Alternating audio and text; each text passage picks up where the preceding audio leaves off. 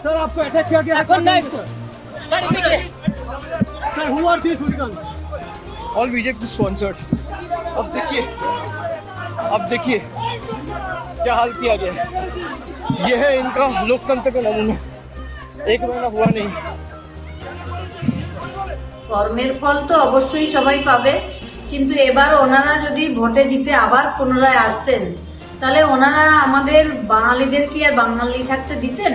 আমরা কত রক্তক্ষরণ যে হতো সেটা ওনারা বুঝতেও পারছেন না। আর সোনারপুরের বাসিন্দাদের আমি ধন্যবাদ জানাই এই জন্যই যে উনি যে এখন হতাশাগ্রস্ত হয়ে ওনার ত্বকের যত্ন নিতে পারছেন না, চুলের যত্ন নিতে পারছেন না, সেই জন্য সোনারপুরের বাসিন্দারা তার ত্বকের যত্ন, তার চুলের যত্ন, চুল যাতে সিল্কি হয় সেই ব্যবস্থাটা করে দিয়েছেন। আমার তো সব হারিয়েই দিয়েছেন পিসি ভাইপো মিলে।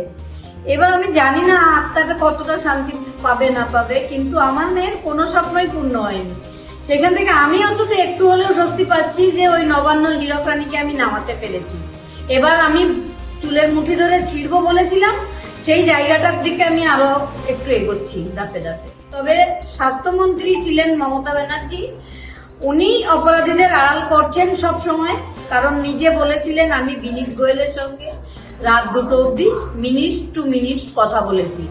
এবং আমাদের এখানকার এমএলএ নির্মল ঘোষ, সঞ্জীব মুখার্জি এবং সোমনাথ দে যিনি এখন চেয়ারম্যান হয়েছেন, তাদের যে কাজে লাগিয়ে আমার মেয়ের মৃতদেহটাকেও রাখতে দেননি। অভিষেক বন্দ্যোপাধ্যায়ের উপর হামলা হয়েছে, আপনার কি মনে হয় অভিষেক বন্দ্যোপাধ্যায় কি তার কর্মের ফল পাচ্ছেন? কি মনে হয়?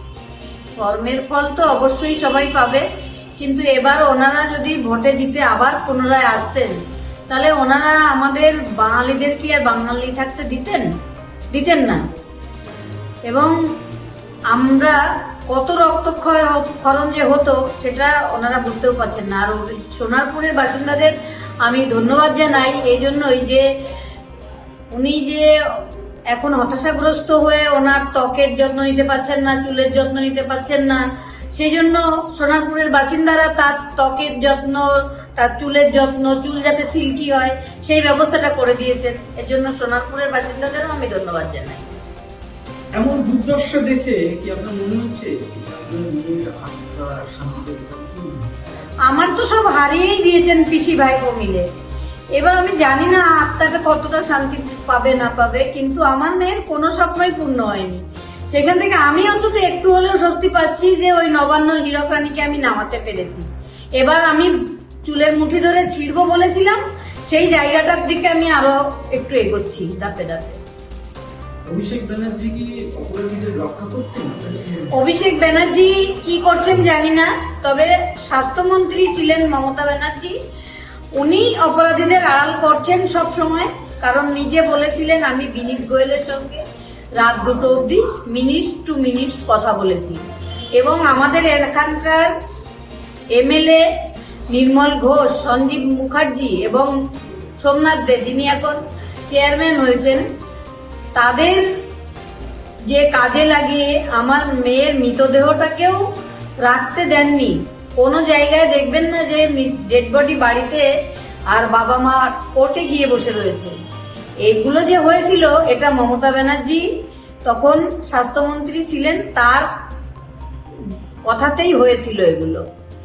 তাই পাপের প্রায়শ্চিত্ত সবারই করতে হবে। আমার মেয়েটা কোনো অন্যায় করেনি, আমরা কোনো অন্যায় করিনি।